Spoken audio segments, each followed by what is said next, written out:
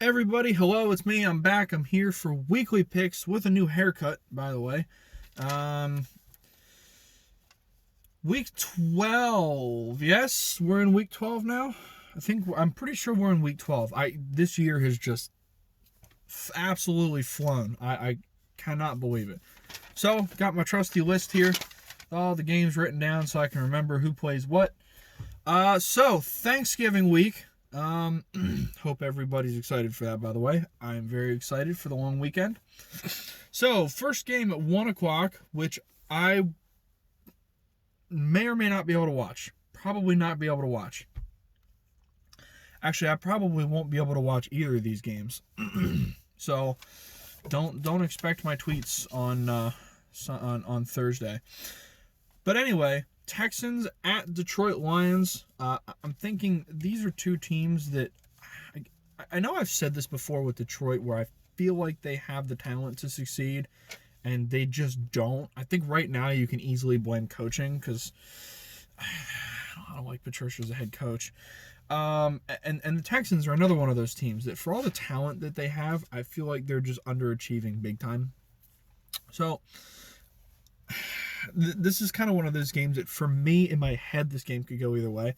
Obviously, I love Deshaun Watson and everything he does, but I'm also a big Matt Stafford fan. I think I'm gonna pick Detroit here, and I'm not gonna say there's a particular rhyme or reason behind that pick. I just feel it. And if I'm wrong, I'm wrong. I wouldn't be surprised. Washington at the Dallas Cowboys. All right, I've been having some conversations with some friends of mine that are into football, and we've been talking a lot about the NFC East and how bad it is and what's going to happen and how disappointing the Eagles have been. I think Washington's going to win this division. I really, at this point, I think Washington's going to win this division. Dallas is awful. I know Dalton. Who did they even beat last week? I can't even remember who it was.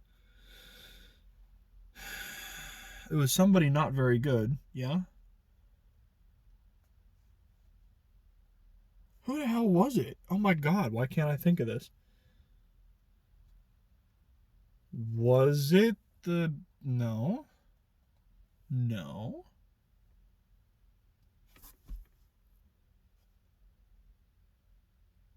Wow, why can't I think of this? I don't know. I know the Cowboys won. I can't remember who they played. Anywho, Dalton's back, and it sounds like he had a decent game. But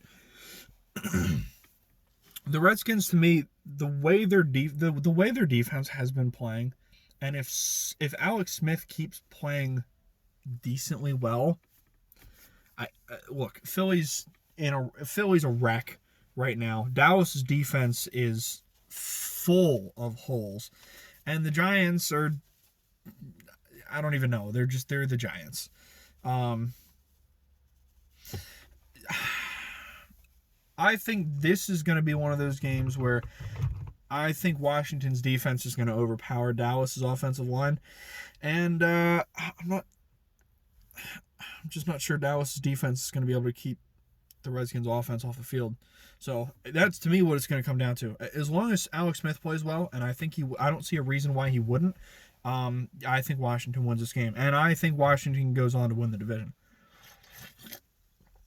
So this was the Thursday night Ravens-Steelers game, which I believe I read was postponed until Sunday afternoon, right? Because the Ravens are having COVID issues. I heard Dobbins and Ingram both tested positive. I don't know what's happened. That was Monday night. I really don't know what's happened since then. Let's keep an eye on my time. So, I picked the game anyway because it's supposed to still run this week, just later than anticipated. I'm pick the Steelers here. The Ravens have been, I don't know, they've disappointed. They've lost, I think, 3 of their last 4, which is a humongous red flag if you're a Ravens fan. Pittsburgh's defense is just too good. Yeah, that's all there is to that one. Chargers at Buffalo Bills. The Chargers finally getting a win last week. So proud. They will not be doing such this week. I think Buffalo is going to roll over this team pretty well. I think. Buffalo's just a really good team this year. I think they get the win this week. Titans at Colts. This was probably. It was definitely one of the harder games for me to call this week. Probably the hardest game. There's a couple of them on here I had some issues with, but this one I think is probably the hardest for me to call. I will be the first to say it. I underestimated Indianapolis. I underestimated them coming into the season, how good they could be. And then when they were like 5-2, I completely underestimated how good they were. Indy is a very good football team, and I did not see that until recently. The game winner over the Packers, them beating Tennessee a couple weeks ago, those were things that I did not think this Indianapolis team could do, and they've done it all. So Indy is legit. I see that now, and I did not see that 4 or 5 weeks ago. I'm blatantly biased towards the Titans because I really, really like Ryan Tannehill. And the Titans were quite good last week as well. Actually, I say that. I have not seen highlights from last week for any game. I watched the Eagles game, and then I watched Sunday Night Football, Monday Night Football. And I watched Thursday night was a Seahawks game. I did watch that one. But highlights from the other 1 o'clock and 4 o'clock games, I haven't seen any of it. So I'm still actually catching up on highlights from the week before. I've got like 3 games left, I think, to watch. I just finished watching Raiders Broncos last night before I went to bed. So I'm behind on highlights.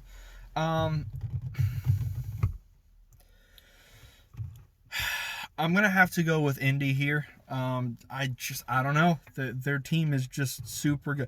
And don't get me wrong, it all comes down to Rivers. Rivers has a tendency sometimes to throw those late game back-breaking interceptions that he's kind of become known for. So as long as he doesn't do that, I think Indy's got a pretty good shot at this game. Next one actually was another rather tough one, I think, to call. This is who the Cowboys beat last week. Okay. Got it. Panthers at Minnesota Vikings, because I remember thinking how disappointed I was that Minnesota lost to the damn Cowboys. I'm picking Carolina here. The Vikings have been bad this year. I mean, they went on that little bit of a win streak, and I was like, oh, maybe the Vikings are going to make some noise, and then they lost to Dallas. Carolina has been playing so much better than their record says they are, and this is one of those games. They've just been playing super good teams. The Kansas Cities and the Tampa Bays of the world and the New Orleans of the world. This is one of those times where finally they're not playing a good team, and I think Carolina actually will win this one fairly convincingly. Browns at Jacksonville Jaguars. Cleveland, I don't really think there's much to say there. The Jags have been very Giants at Bengals. It made me sad to hear about Joe Burrow. That sucks. And that was one of my big concerns. Don't get me wrong, it was going to be a concern no matter who they drafted, but their offensive line is just bad. And I figured it was the same problem Dalton had for years and years and years. They're not able to protect the quarterback. Their quarterbacks get hit so much, it's tough for them to be able to be successful. behind an offensive line that's that bad. The backup, I believe, is still Ryan Finley. I don't know. I don't have a whole lot of faith in him. To not necessarily him in general, but just a backup coming off the bench behind this offensive line. I don't hold a whole lot of confidence in it. So I'm gonna pencil in the Giants as a win here. Just because I don't think Ryan Finley's going to be able to do much with that offensive line at all. I don't think Burrow was able to do much of it, and I think Burrow is a great talent. But, you know. Let's see. Arizona Cardinals going up to New England. I'm going to take the Cardinals here. The Patriots, they've won a couple games and they've won one or two games that I was like, wow, I can't believe they won this. But I don't know. The Patriots, even in their wins, they haven't been terribly impressive. The only game I can think of off the top of my head that New England looked genuinely impressive in was the Seattle game. Outside of that, they've been just a big blob of mediocre, I think. I'm gonna put the Cardinals here because the Cardinals' offense has been, for the most part, it's been really, really good, and I don't think New England's offense is going to be able to keep up. Miami Dolphins at New York Jets. So the Dolphins are looking good, riding a bit of a wave, 6-3, playing the Broncos, who have been really bad for the most part, and you lose to Denver.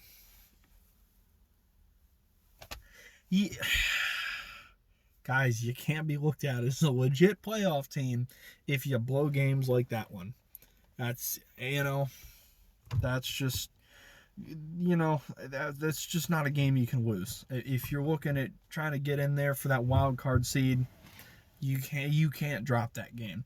Now, they're playing the Jets, which is basically a bye week at this point, so I expect them to win this game, but I think that loss to the Broncos down the road, I think is going to hurt them a lot. But I have them winning this week, obviously, because it's the Jets. Is Darnold back yet? Will he play this week, or is it going to be Flacco again? I cannot remember. I can't remember who plays this week. Raiders at Falcons. This was another kind of tough one. I don't know. The Falcons are one of those teams that just like, I feel like the talent is there in the sense that like they can win any game at any time. Most of the times they just don't. But the Raiders are coming in. They're looking good. I know they lost last week, but they still looked absolutely outstanding. Finally, this year, it looks like Gruden and Derek Carr have finally come together, and that team is humming right now.